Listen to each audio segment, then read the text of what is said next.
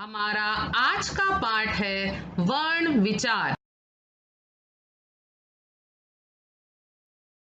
हिंदी भाषा के वर्णों को दो भागों में बांटा गया है, स्वर और व्यंजन।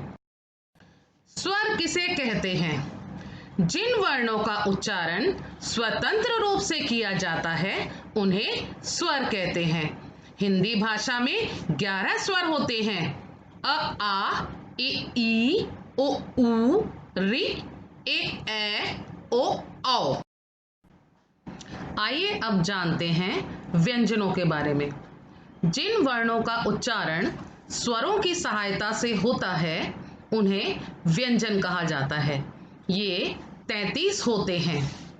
क, ख, ग, घ, ङ, च, छ, ज, झ, ञ, ट, ठ, ड, ढ, ण, त, थ, द, ध, न, प, फ, ब, भ, म, य, र, ल, व, श, श, स, ह।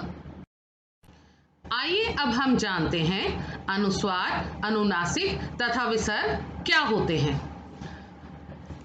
अनुस्वार, इसका उच्चारण नाक द्वारा किया जाता है तथा इसका प्रयोग स्वरों और व्यंजनों के ऊपर बिंदु के रूप में किया जाता है, जैसे दंग, रंग, संग, चंदा आदि।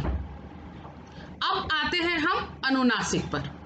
इसका उच्चारण नाक और गले दोनों की सहायता से किया जाता है और इसका प्रयोग चंद्र बिंदु के रूप में किया जाता है, जैसे आंख, गांव, सांप आदि।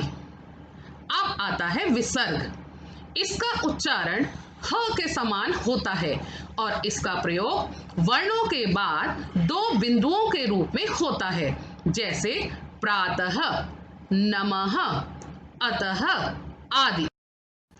आइए अब हम जानते हैं स्वरों की मात्राओं के बारे में और उनसे बनने वाले कुछ शब्दों के उदाहरण। अ, इसकी कोई मात्रा नहीं होती, तो ये किस काम आता है? ये व्यंजनों को पूरा करने के काम आता है।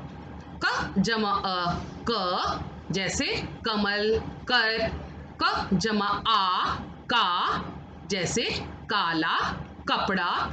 क जमा इ, की, किताब। क जमा ई, की, कील, कीट। क जमा उ, को, कुदाल। क जमा ऊ, कू, कूप, कूल। क जमा रि, कृ, कृष्ण, कृपा। क जमा ए, के, केला, केशव। क जमा ए, कै, कैलाश। क जमा ओ, को, कोयल। क जमा औ, कौ, कौआ। अब हम जानेंगे संयुक्त व्यंजनों के बारे में। दो भिन्न व्यंजनों के मेल से बने व्यंजन जो एक नए रूप में होते हैं संयुक्त व्यंजन कहलाते हैं। क्ष, त्र, ज्ञ और श्र संयुक्त व्यंजन हैं। क्या आप जानते हैं द्वित्व व्यंजन कौन से होते हैं?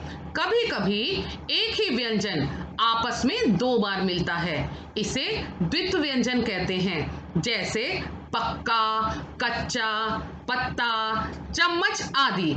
तो आपने देखा इन शब्दों में क दो बार आया है, एक बार आधा और एक बार पूरा। इसी तरह कच्चा शब्द में आधा चा और पूरा चा। इसी तरह पत्ता शब्द में आधा ता और पूरा ता, और चम्मच में आधा माँ और पूरा माँ। जब एक ही अक्षर दो बार आता है अलग अलग रूपों में, एक आधा और एक पूरा, तो वो कहलाते हैं द्वित्व व्यंजन। चलिए अब हम एक बार पाठ को फिर से दोहरा लेते हैं। भाषा की सबसे छोटी इकाई को वर्ण कहते हैं। वर्ण के दो प्रकार होते हैं, स्वर और व्यंजन। हिंदी भाषा में 11 स्वर और 33 मूल व्यंजन होते हैं। स्वरों के लिए जो चिन्ह निर्धारित किए जाते हैं उन्हें मात्राएं कहते हैं। व्यंजन के साथ स्वरों की मात्राएं लगती हैं। दो भिन्न व्यंजनों के मेल से बने व्यंजन जो एक नए रूप में होते हैं संयुक्त व्यंजन कहलाते हैं। दो समान व्यंजनों के मेल से बने व्यंजनों को द्वित्व व्यंजन कहा जाता है।